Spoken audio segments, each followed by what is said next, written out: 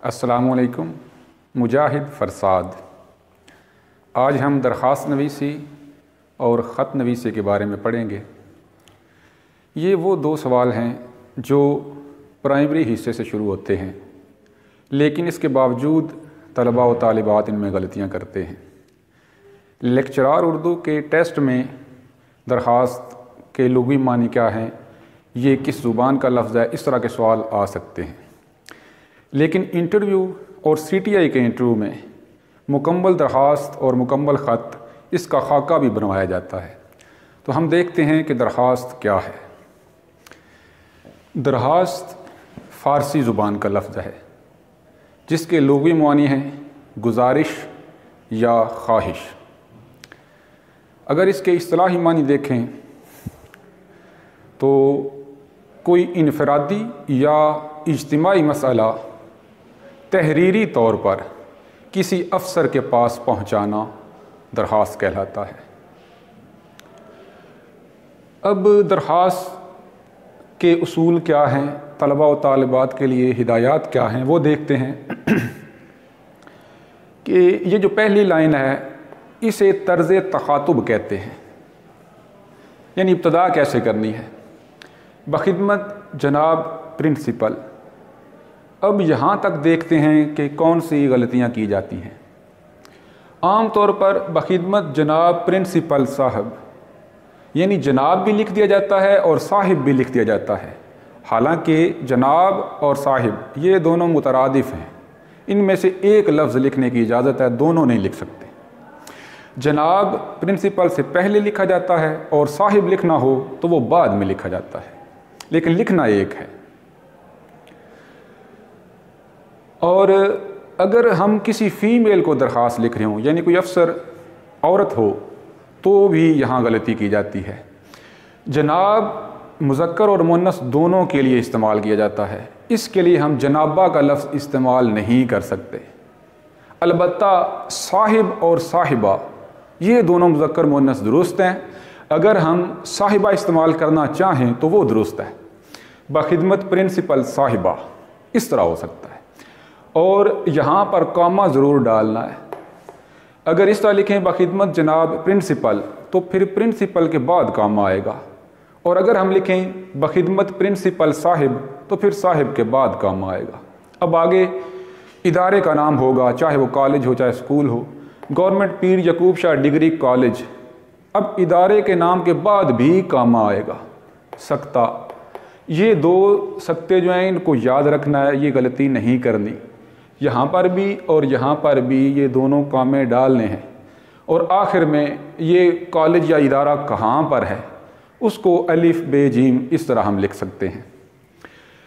اس کے بعد عنوان ہے۔ عام طور پر عنوان نہیں لکھا جاتا، یہ لکھنے کے فوراً بعد جناب عالی لکھ دیا جاتا ہے، حالانکہ اس کا ایک نمبر ہے۔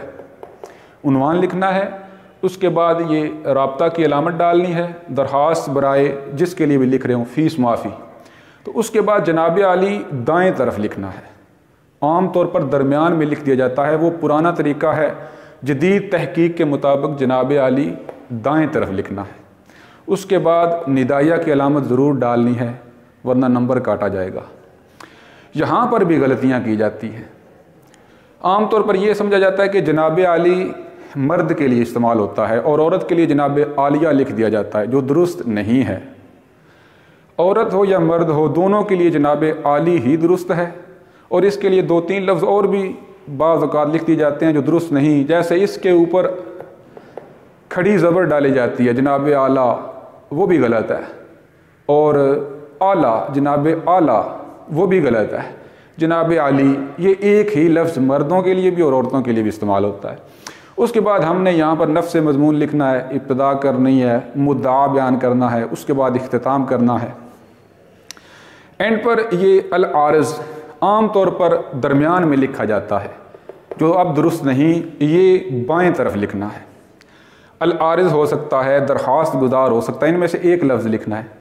عرضے بھی درست ہے، عرض گزار بھی درست ہے، اور اسی کے سیدھے سامنے دائیں طرف تاریخ لکھنی ہے، اس کا باقاعدہ ایک نمبر ہے، اگر آپ تاریخ نہیں لکھتے تو ایک نمبر کاٹا جائے گا۔ تو یہ آج 16 فروری ہے 2021، تو یہاں پر یہ اردو کے ہندسوں میں لکھنے ہیں، یہ جو تاریخ ہے نا، اور یہاں پر تاریخ کے بعد ختمہ ڈالنا ہے 16 فروری 2021۔ تو یہاں پر اس کے بعد آپ کا تابع فرمان یا نیاز مند یہ لکھنا ہے، اس کے بعد نام نہیں لکھنا، دال رے سین۔ اب یہ دیکھتے ہیں کہ درخواست میں عام طور پر کون سے لفظ ہیں جو غلط مستعمل ہیں، ان کو ہم نے صحیح لکھنا ہے۔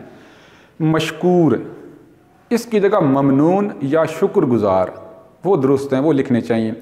اگرچہ کچھ اردو دانوں نے کہا ہے کہ اب مشکور مستعمل ہے، لہذا کوئی حرج نہیں، لیکن جو چیز شک میں ڈالتی ہو، جس میں اختلاف پایا جاتا ہو، اس سے پرہیز کرنا ہی بہتر ہے۔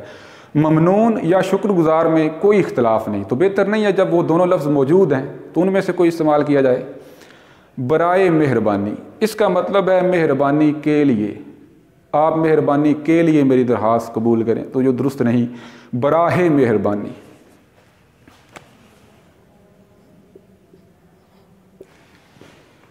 یہ درست ہے، براہ مہربانی، اس کا مطلب ہوگا مہربانی کر کے۔ اور یہ تابع دار، یہ درست نہیں، اس کی جگہ تابع فرمان لکھیں یا فرما بردار لکھیں، وہ درست ہے۔ تو ان کی نمبرنگ جو فرسٹ ایئر میں یہ سوال آتا ہے اس کے لحاظ سے میں بتا دیتا ہوں، ویسے مختلف کلاسز میں اس کی نمبرنگ مختلف ہو سکتی ہے، مختلف بورڈز میں اس کی نمبرنگ مختلف ہو سکتی ہے۔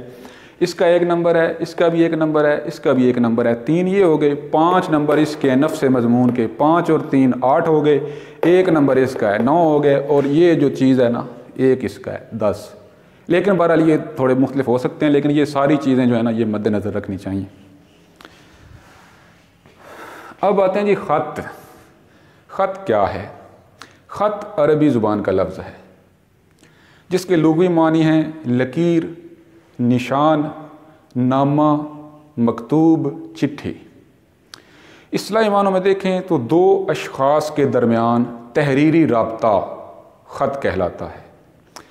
مرزا غالب نے خط کو نصف ملاقات کہا ہے، یعنی خط آدھی ملاقات کے برابر ہے۔ تو خط کے اجزاء، خط کے 5 اجزاء ہیں: پیشانی، القاب، آداب، نفس مضمون اور خاتمہ۔ اب ہم دیکھتے ہیں کہ سب سے پہلے ہم نے خط میں کیا چیز لکھنی ہے۔ امتحانی مرکز، عام طور پر یہاں کمرہ امتحان لکھا جاتا ہے، جو درست نہیں۔ اس کے درست نہ ہونے کی وجہ یہ ہے کہ کمرہ پرتگالی یا اطالوی زبان کا لفظ ہے، جبکہ امتحان عربی زبان کا لفظ ہے، تو 2 مختلف زبانوں کے الفاظ مرکب نہیں بن سکتے، تو امتحانی مرکز یہ درست ہوگا۔ اس کے بعد ہم نے یہاں تاریخ لکھنی ہے۔ درخواست میں ہم نے تقریباً اینڈ پر جو ہے وہ تاریخ لکھی اور وہ وہاں پر لکھتے ہیں، لیکن اس کے شروع میں لکھتے ہیں، خط کے شروع میں۔ اس کے بعد ہم نے آداب، پیارے ابا جان، اگر ابا جان کو خط لکھ رہے ہیں تو یہاں پر اس حساب سے جو ہے وہ القاب آئیں گے۔ اس کے بعد آداب، آداب میں السلام علیکم، تو یہ مسلمانوں کے لیے ہے۔ اب سوال یہ پیدا ہوتا ہے غیر مسلم ہو، اسے خط لکھ رہے ہوں تو پھر کیا لکھنا چاہیے؟ تو اس کے لیے آداب یا تسلیم یہ الفاظ استعمال کرنے چاہیے، اور یہاں پر بھی ندائیہ علامت لگانی ہے، یہاں پر بھی لگانی ہے۔ اس کے بعد یہاں پر نفس مضمون آئے گا جس کا ابتدائیہ ہوگا، مدعا ہوگا اور اختتام۔